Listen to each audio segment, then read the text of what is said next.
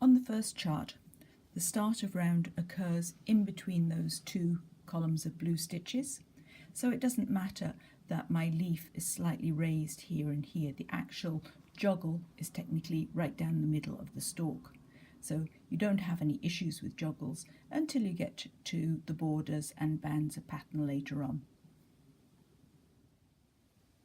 By the nature of this design and the fact that each repeat starts halfway through a motif, there are going to be some joggles, but some of them we can avoid completely. Let's take a look at that. This is the end of the blanket. That is the finish of the round.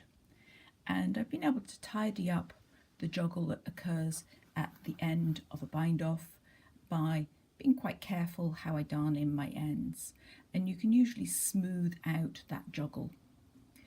I've avoided a joggle in that motif there by not starting it halfway through.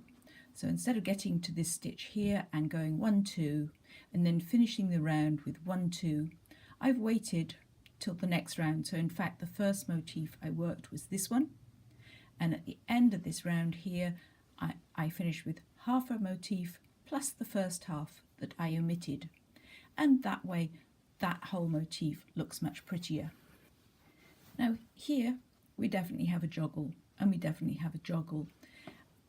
Sometimes you have them.